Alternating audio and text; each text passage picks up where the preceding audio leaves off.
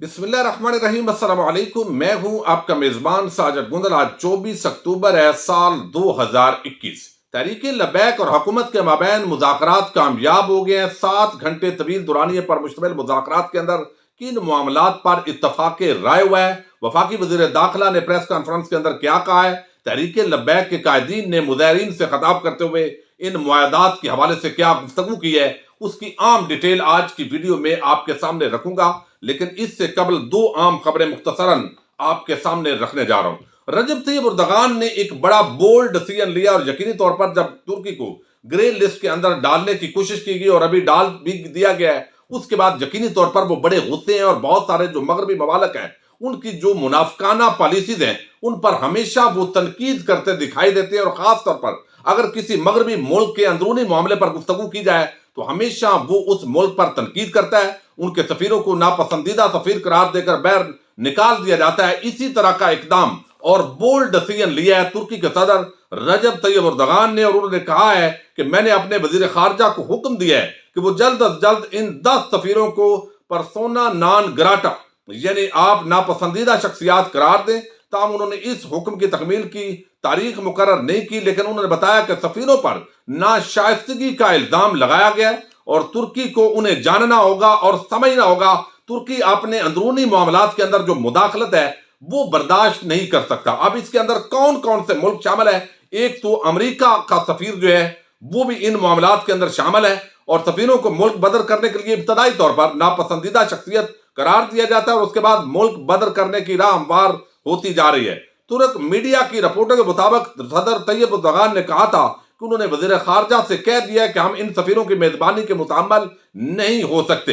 اب اس کے اندر America, Germany, Canada, Denmark, Finland, France, Netherlands, New Zealand, Norway اور سویڈن کے سفیر جو ہے ان کو اس حوالے سے جو ہے وہ کہا گیا ہے کہ آپ نے ایک ایسے شخص کو انسانی حقوق کے نام پر ریلیف دینے کا مطالبہ کیا ہے جو کہ ہمارا مجرم ہے، اور آپ نے اس شخص کو عثمان کاوالا کی رہائی کی اپیل کی ہے۔ اور اس پر جو رجب طیب اردغان نے انہوں نے کہا ہے کہ یہ شخص جو ہے یہ چونکہ بغاوت کے اندر ملوث تھا، تو آپ کا اس کی رہائی کے حق کے اندر سٹیٹمنٹ دینا، اس کا مطلب ہے کہ آپ غیر قانونی سرگرمیوں کے اندر ترکی کے اندر انوالو ہیں، اس لیے ان 10 سفیروں کی ترکی میزبانی سے قاصر ہے، لہذا فوری طور پر، اور وہ ابھی وقت آگے جس طریقے سے بھی آئے گا ان کو ترکی سے نکالنے کے حوالے سے ایک بڑا جو حکم دیا گیا ہے، اس نے یقینی طور پر مغربی ممالک کے اندر ایک بڑا تہلکہ مچایا ہے، اور اب ترکی کے خلاف مختلف پابندیاں لگانے کی کوششیں بھی شروع ہو چکی ہیں۔ اس حوالے سے بھی ہم انشاءاللہ بات کرتے رہیں گے،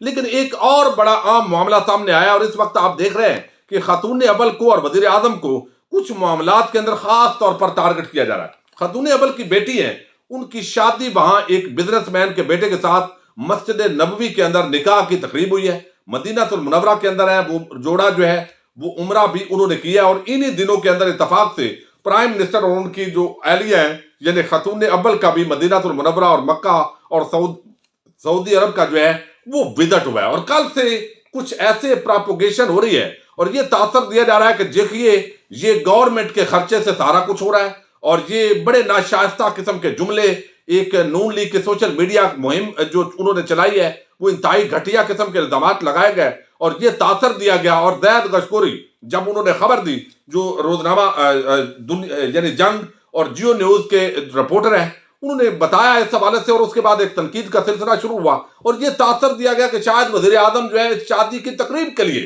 سعودی عرب گئے، اور یہ میں سمجھتا ہوں انتہائی گھٹیا اور گھنونے قسم کے الزامات تھے۔ اور جب تحقیق کی تو پتہ چلا کہ یہ جو شادی ہے اور نکاح ہے یہ تو 12 ربیع الاول کو ہو چکا ہے، اور وزیر اعظم اور خاتون اول کل مدینہ المنورہ روانہ ہوئے ہیں۔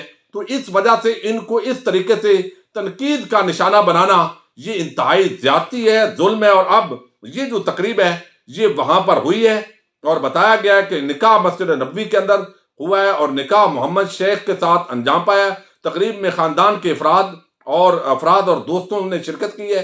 نکاح کے بعد جو جوڑا ہے اس نے عمرہ کیا ہے، اور یہ تقریب 12 ربیع الاول کے دن ہوئی ہے۔ تو یہ چونکہ وزیر اعظم کے دورے سے قبل تقریب ہو چکی ہے، کوئی گورنمنٹ کا اس پر پیسہ نہیں لگا، اور خاتون اول جب بھی ہوتی ہے کوئی پرائم منسٹر کی وہ ساتھ ہی ہوتی ہے، اور آپ نے دیکھا پورا ٹبر یہاں تو یونائٹڈ نیشنز کے اجلاسوں کے اندر گورنمنٹ کے خرچے پر چلا جایا کرتا تھا۔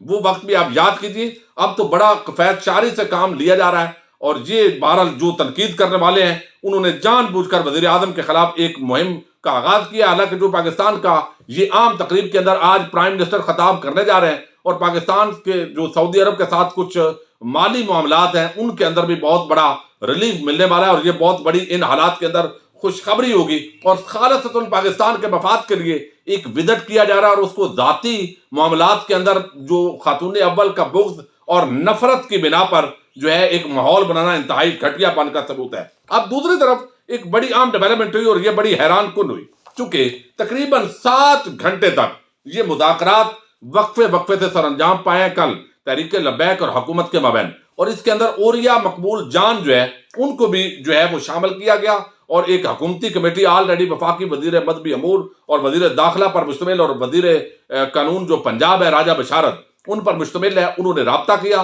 اور پھر حافظ سعد رضوی سے براہ راست گفتگو کی گئی. ان کے جو شورا کے اراکین ہیں ان سے گفتگو کی گئی. تو ایک دفعہ ایسے لگا جب رات کو میں نے ویڈیو بنائی اور کنفرم کیا، اطلاعات لی، تو اس سے پتا چلا کہ یہ مذاکرات جو ہے وہ کامیاب نہیں ہو سکتے فی الحال. لیکن بعد ازاں 1 بجے سے یہ خبریں آنا شروع ہو گئی کہ مثبت پیش رفت ہو گئی ہے، لیکن چونکہ ویڈیو پبلک ہو چکی تھی تو اب میں آپ کو بتاتا ہوں کہ اس کے اندر کیا معاملات طے پائے ہیں.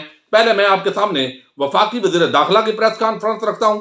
انہوں نے کہا ہے کہ 8 گھنٹے یہ طویل مذاکرات ہوئے، اور اس کے اندر جو ہے شیڈول 4 جو ہے اس کو ہم نے دیکھنا ہے. کل ہمارا ایک اجلاس ہوگا، منگل تک کا وقت ہے ان کے پاس، اور وہ 1-2 دن کے اندر تمام معاملات جو ہے وہ طے کر لیے جائیں گے.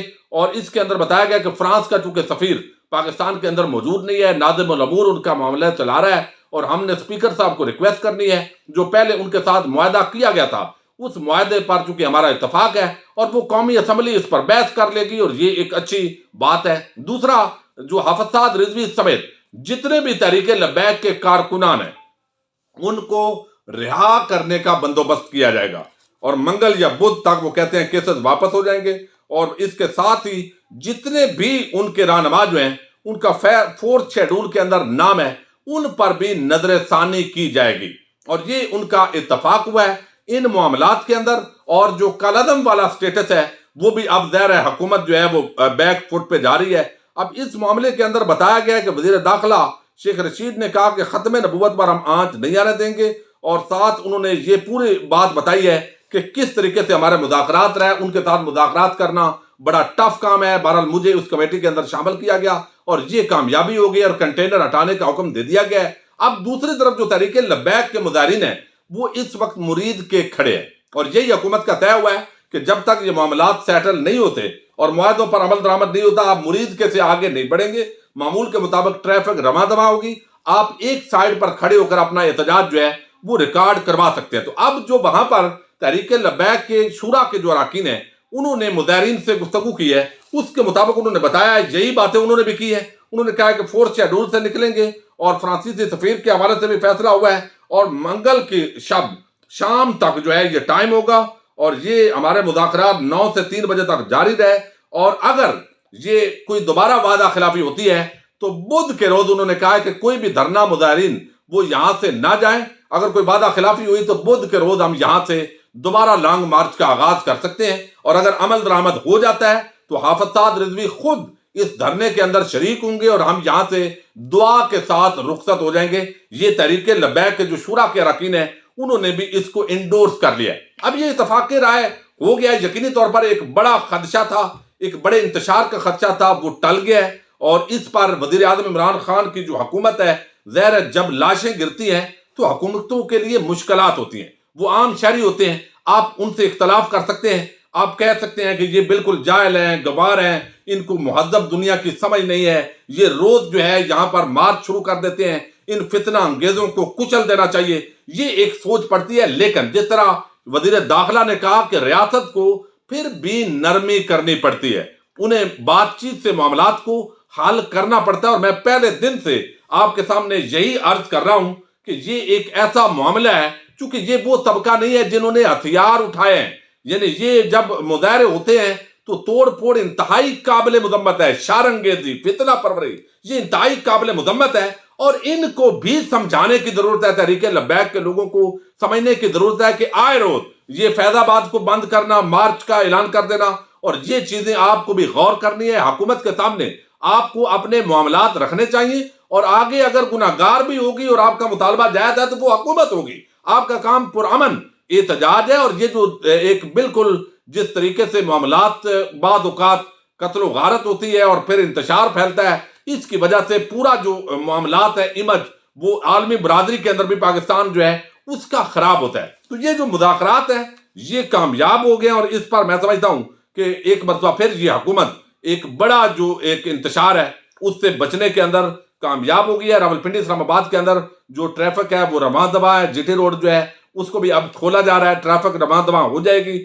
اور اس کے ساتھ ہی جو ہے اگلے 48 گھنٹے کے اندر، یعنی جو سوموار ہے اور منگل، ان 2 دنوں کے اندر معاملات کر لیے جائیں گے. لیکن پھر بھی ہمیں سوچنا چاہیے کہ یہ حکومت اگر اس طریقے سے غفلت نہ کرتی اور پہلے ہی لاہور کے اندر یہ معاملات طے ہو جاتے تو یہاں تک مزید جو ہے وہ انتشار کی کیفیت نہ بنتی. بہرحال ایک بڑے انتشار کا جو معاملہ ہے اس سے حکومت سرخ ہوئی ہے، کامیابی ہوئی ہے. اللہ تعالیٰ اس ملک کو امن کا گہوارہ بنائے. اور بہت سارے لوگوں نے کچھ امیدیں لگا لی تھیں، ان کی وہ امیدیں ناکام ہوئی ہیں، اور انشاءاللہ ہر جو معاملہ ہے اس کے اندر وزیر اعظم کامیاب ہوں گے اور ملک پاکستان بھی کامیاب ہوگا. باقی فضل الرحمان اور دیگر پارٹیز مہنگائی اور دیگر ایشوز پر اس حکومت کے خلاف احتجاج کے اندر مصروف ہیں، وہ اپنے کام کے اندر لگے رہیں گے.